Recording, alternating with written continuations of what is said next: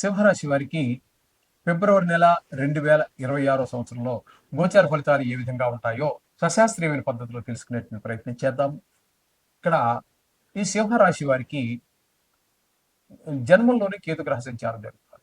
జన్మంలో కేతు గ్రహ సంచారం వల్ల మనకి ఉమ్, చెడు ఆలోచనలు, చెడు ప్రవర్తన వైపు మనసు లాగుతూ ఉంటుంది. దాన్ని మనం కంట్రోల్ చేసుకోవాలి, మనకు మనమే కంట్రోల్ చేసుకుంటూ ఉండాలి. ఉమ్, ఈ విధమైన పరిస్థితి అంతా కూడా మనకి సింహరాశి వారికి కనబడుతోంది.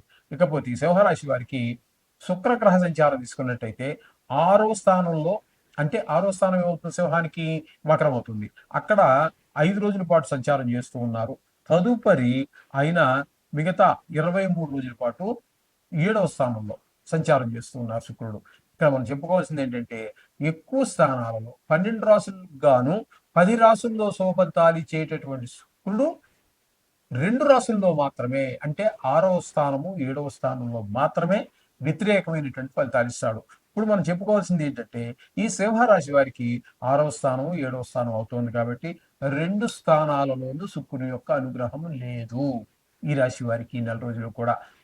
అంచేత 6వ స్థానంలో ఉన్నప్పుడు రోగాలు, రుష్టులు, రుణాలు, అప్పు చేయవలసి రావటము, ఇట్లాంటివన్నీ కల్పిస్తూ ఉంటే, కలహాలు ఇవన్నీ వస్తే, 7వ స్థానంలోకి వచ్చాక భార్యాభర్తల మధ్యన, జాయింట్ వ్యాపారస్తుల మధ్యన కొన్ని ఇబ్బందికరమైనటువంటి ఆలోచనలు, ఇబ్బందికరమైన పనులు ఇవన్నీ మనకి సూచిస్తూ ఉన్నాయన్నమాట ఈ శుక్రుడి యొక్క సంచారం. ఇకపోతే రవి యొక్క సంచారం.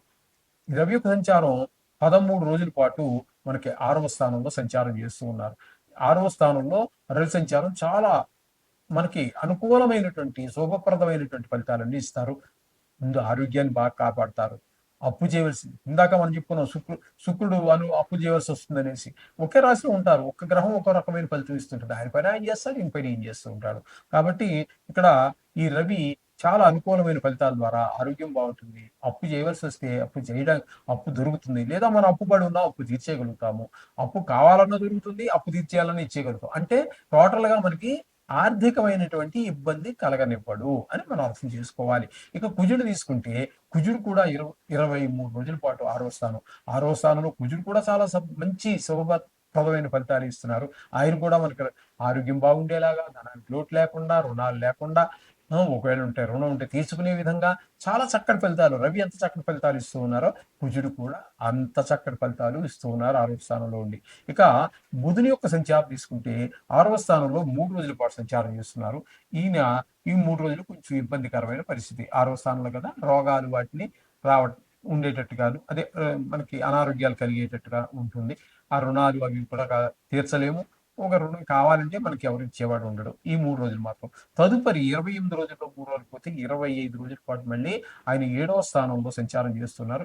7వ స్థానంలో భార్యాభర్తల మధ్యన అనుకూలత, జాయింట్ వ్యాపారస్తుల మధ్యన ఒక ఏకాభిప్రాయం, తద్వారా ఆ వ్యాపారం నిరంతరాభివృద్ధి చెందడానికి అవకాశం కనిపిస్తూ ఉన్నది ఈ బుధుని యొక్క సంచారం. ఇకపోతే 7వ స్థానంలో రాహుగ్రహ సంచారం జరుగుతుంది. ఇది కూడా ప్రతికూలమైన ఫలితాలే. భార్యాభర్తల మధ్యన చిటపట్లు, అలాగే జాయింట్ వ్యాపారం చేసే వారి మధ్యన కూడా అభిప్రాయ భేదాలు, ఇవన్నీ కూడా మనకి సూచిస్తూ ఉంటుంది రాహుగ్రహ సంచారం. ఇకపోతే 8వ స్థానంలో శనిగ్రహ సంచారం. ఈ 8వ స్థానంలో శనిగ్రహ సంచారం అనేటటువంటిది కూడా చాలా కొంచెం ఇబ్బందికరమైన పరిస్థితి. ఎందుకంటే కారకుడైనటువంటి శని ఆయుస్థానం ఏంటంటే 8వ స్థానంలో ఉండటం అనేది చాలా ఇబ్బందికరమైన పరిస్థితి. శని భగవానుడు మనం చెప్పుకుంటూ ఉంటాం కదండి, 5 రాసుల్లో బాగా ఎక్కువగా ఇబ్బంది పెడుతూ ఉంటాడు. ఒకటి అర్ధాష్టమ శని, 2 అష్టమ శని, 3 ఏళ్ళనాడు శని. ఏళ్ళనాడు శని అంటే 3 రాసుల యొక్క సంచారం. కాబట్టి ఆయుకారకుడైనటువంటి వాడు ఆయుస్థానంలో ఉండి కొంచెం, అంటే కొంతమందికి ప్రాణం పోయి అంత పని తీసుకురావడం కానీ, కొంతమంది ప్రాణం మీదకి రావటం కానీ, ప్రాణం పోవటం కానీ, ఇట్లాంటి పెద్ద కష్టాన్ని కలిగించేటటువంటి వ్యవహారం అంతా నడుస్తూ ఉంటుంది. తద్వారా ధన నష్టం, కలహాలు, పరాభవాలు, అవమానాలు, ఇవన్నిటినీ కూడా మనం ఎదుర్కోవడానికి సిద్ధపడాలి. ఎందుకంటే 8వ స్థానంలో శని భగవానుడు ఉన్నాడు కాబట్టి. ఓకే. ఇకపోతే ఏకాదశ స్థానంలో గురు సంచారం జరుగుతోందండి. ఆ ఏకాదశ స్థానంలో గురు సంచారం మాత్రం చాలా అద్భుతమైనటువంటి ఫలితాల్ని ఇవ్వబోతున్నారు. ధనానికి లోటు రాకుండా చూస్తారు ఆయన. ఏ వ్యవహారం మొదలెట్టినా అందులో చక్కగా ముందుకు వెళ్ళేటటువంటి పరిస్థితి అంతా కనిపిస్తూ ఉంటుంది. ఈ విధమైన ఫలితాలన్నీ గురువు మీకు ప్రసాదించబోతూ ఉన్నారు ఈ సింహరాశి వారికి. మొత్తంగా మనం చెప్పుకోవాలి అన్నట్టయితే, ఈ రాశి వారికి బుధుడు పర్వాలేదు, చాలా చక్కటి ఫలితాలు ఇస్తూ ఉన్నారు. రవి ఒక రవి ఏమీ ప్రయోజనం లేదనుకోండి. రవి ఒక 6 రోజులు, 13 రోజులు మాత్రం మనకి 6వ స్థానంలో ఉండి మంచి ఫలితాలు ఇస్తూ ఉన్నారు. అలాగే కుజుడు కూడా 23 రోజులు, ఇంచుమించుగా సుమారుగా నెల రోజుల పాటు ఆయన మంచి ఫలితాలు ఇస్తూ ఉన్నారు. ఇక బుధుడు 25 రోజులు మంచి ఫలితాలు ఇస్తూ ఉన్నారు. కాబట్టి ఇదంతా బాగుందని చెప్పుకోవచ్చు. మొత్తం మీద 4 గ్రహాలు మనకి అనుకూలత ఉన్నది. 4 మిగతా గ్రహాలు కొంచెం వ్యతిరేకత ఉంటుంది కూడా.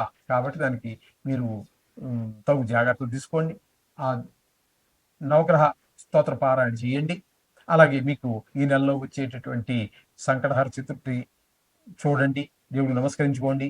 మహాశివరాత్రిని మీ వీలుని బట్టి ఉపవాసం ఉండటమా, ఏకభక్తమా, లేకపోతే అన్ని శుభ్రంగా ఇప్పుడు శరీరానికి అనేక రోగాలు ఆవహించి ఉన్నప్పుడు మీరు ఎటువంటి ఉపవాసాలకు వెళ్ళద్దు. ఉపవాసం అంటే తిండి మానేయటం అనే అర్థమే లేదు. అది మనం కల్పించుకున్నటువంటిది. ఉపవాసం అంటే దేవుడికి దగ్గరగా మనం ఉండాలి.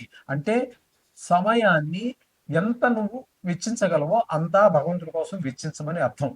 అంతేగాని నేను తిండి మానేయమని కాదు. అది కూడా అలా చెడ్డదేం కాదు. అది కంప్లీట్గా అంటే పూర్తిగా మన శరీర దారుఢ్యం మీద ఆధారపడి ఉంటుంది. శరీరంలో అనేక రకాలైనటువంటి రుగ్మతలు ఉన్నప్పుడు ఆ ఉపవాసము, ఆ జాగరణ అంటారు, అది ఇంకా చాలా మనకి హాని కలిగిస్తుంది. అంటే వ్యాధిగ్రస్తులకి, వయసులో ఉన్న వారికి అంతా చాలా ఉత్సాహాన్ని ఇస్తుంది. వయసు మీద వారికి చాలా అపకారం చేస్తుంది. ఇది ఒకటి గమనించండి. శుభం భూయాత్.